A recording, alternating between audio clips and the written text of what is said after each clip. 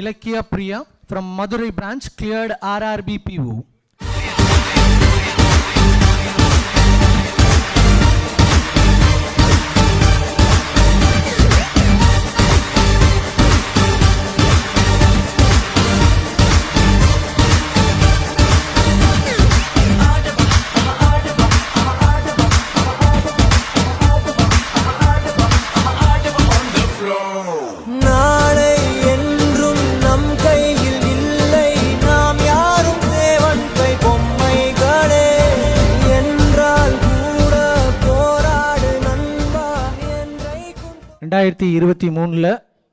Preparation start பண்ணி ஒரு ஃபேமிலியாக இருந்து குழந்தைங்க இருந்து லேபில் ரொம்ப நேரம் யூட்டிலைஸ் பண்ணியிருக்கீங்க.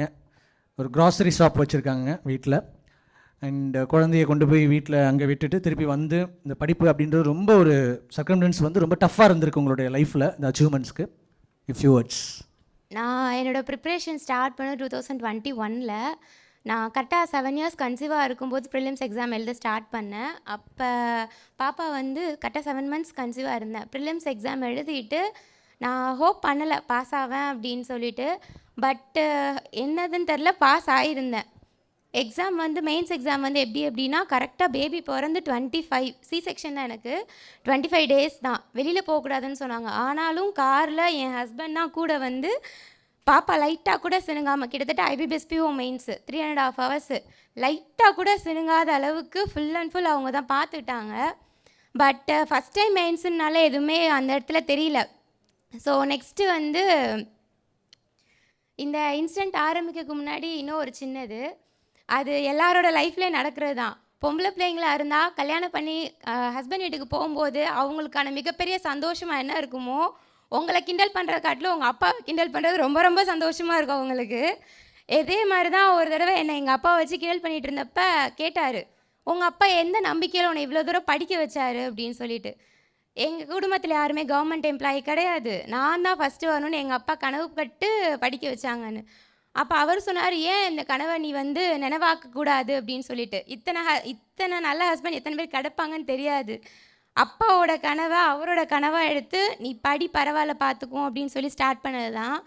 பட் மெயின்ஸுக்கு போய் கிளியர் ஆகலை அப்படின்னா அப்போ நம்ம எங்கேயோ ஒரு இடத்துல லேக் ஆகுறோம் அப்படின்னு சொல்லிட்டு தான் இன்ஸ்டியூட் போனியே அப்படின்னு சொன்னேன். நான் முதல்ல முடியாது, போவே மாட்டேன், பாப்பா விட்டுட்டு போக முடியாது அப்படின்னு சொன்னேன். ஆனால் பரவாயில்ல நான் பார்த்துக்கிறேன், நீ போ அப்படின்னு சொல்லிட்டு கிட்டத்தட்ட மார்னிங் 4 o'clock ஸ்டார்ட் ஆச்சுன்னா என்னோடய லைஃப் திருப்பி ஒரு 10, 11 மேக்ஸிமம் 12 ஆகிடும்.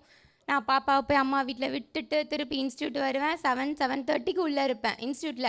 எங்கள் இதில் எல்லாருக்குமே எனக்கு தெரியும், மேக்ஸிமம் அந்த லேபில் முக்கியமாக எங்கள் லேப் அசிஸ்டன்ட் சார், அவர் வர்றதுக்கு முன்னாடி நான் இருப்பேன். அவர் வந்துட்டு நான் ஓப்பன் பண்ணலாம் அப்படின்வாங்க.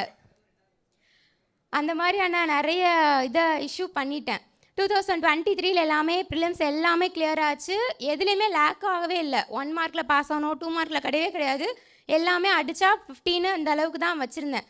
பட் மெயின்ஸில் எல்லாத்துலேயுமே 0.1% போச்சு. அப்போ அண்ணாட்ட போய் புலம்புவேன், இந்த மாதிரி 1 point தான் போகுதுன்னு. அப்போ வந்து 12th year சக்ஸஸ் மீட் வச்சாங்க. எங்கள் இன்ஸ்டியூட் வாசலில் ஒரு பேனர் இருக்கும், 2 வயது குழந்தையோட வென்ற தாய் அப்படின்னு சொல்லிட்டு. நான் அண்ணா சொன்னார், நீ அடுத்த வருஷம் பாஸ் ஆகு, அந்த பேனர் நான் உனக்கு வைக்கிறேன்னு. அந்த அண்ணா நிற்கிறார், பூர்ணா அண்ணா. Super super. அவர் கொடுத்த என்கரேஜ்மெண்ட் தான். நான் எக்ஸாம் எழுதி முடிச்சுட்டு ஹஸ்பண்ட் கால் பண்ணுறேன், அண்ணன்ட்ட போய் சொல்லுவேன், இந்த கொஷின் நான் போட்டிருக்கேன், எத்தனை வரும் என்ன ஏது நம்ம கேல்குலேட் பண்ணுவோம் வாங்க. நான் லேபில் இருந்த டைமிங் காட்டில் எங்கள் அண்ணனோட இருந்தது தான் அதிகம். ஒரு டெஸ்ட்டு போகிறேன்னா ஃபுல்லாக அவரோட உட்காந்து நீங்கள் எப்படி போடுவீங்க, அவர் சொன்னது ஒன்றை மட்டும் நீ காம்படிட்டராக யோசி, வேறு யாரும் யோசிக்காத அப்படின்னு சொல்லிட்டு. அந்த அளவுக்கு ரொம்ப ஹார்ட் ஒர்க் பண்ணி ஸ்ட்ரைவ் பண்ணி படிச்சிருக்கேன். பெருமையாக சொல்லிக்குவேன், மதுரை இன்ஸ்டியூட்டில் RRB PO மெயின்ஸில் 3rd மார்க் வாங்கினது நான் தான் அப்படின்ட்டு. இந்த ஜேர்னி வந்து எனக்கு ரொம்ப ரொம்ப ஒரு கஷ்டமான ஜேர்னி தான், ரொம்ப கஷ்டமான ஜேர்னி தான். ஆனால் இப்போ நினச்சி பார்க்கும்போது அதெல்லாம் ஒரு இதாகவே தெரியல, ஒரு பயங்கரமான ஹாப்பியாக இருக்குது. ஸோ எல்லாருக்கும் இனி கிளியர் பண்ணாதவங்களுக்கும் சேர்த்து சொல்கிறேன், உங்களால் நான் இவ்வளோ ஸ்ட்ரகிளை தாண்டியும் வந்திருக்கேன் அப்படின்னா என்னாலேயே முடியும்னா உங்களாலேயும் கண்டிப்பாக முடியும்.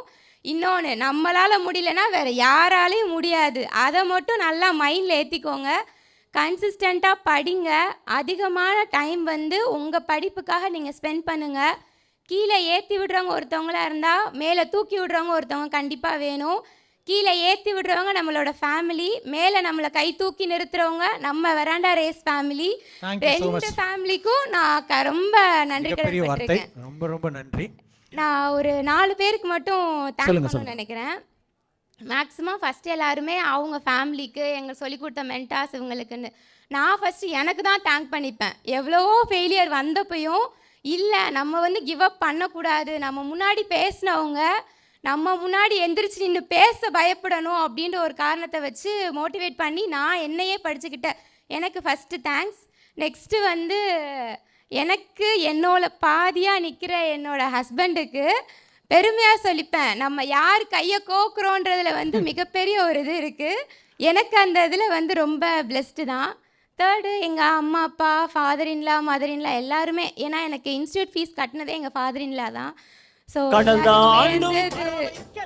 அந்த இது 4வது எங்கள் ஒரு 4 ஸ்டாஃப்ஸ், எங்கள் பூர்ணா அண்ணா, மாதவன் அண்ணா, செல்வா அண்ணா, லாஸ்ட்டாக எங்கள் லேப் அசிஸ்டன்ட் ஸ்டார் இருக்குது.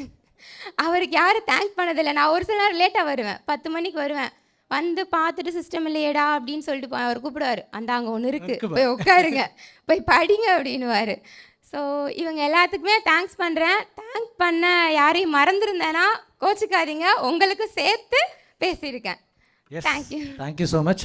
ஸோ தமிழ்நாடு கிராமிய பேங்க்கில் தமிழ்நாடு அளவில் ரேஸ் இன்ஸ்டியூட் மாணவன் நவீன் ஃபர்ஸ்ட் மார்க். ஸோ அந்த வரிசையில் இலக்கிய பிரியாவும் 3வது இடத்துல இருக்கீங்க. மிகப்பெரிய வாழ்த்துக்கள்.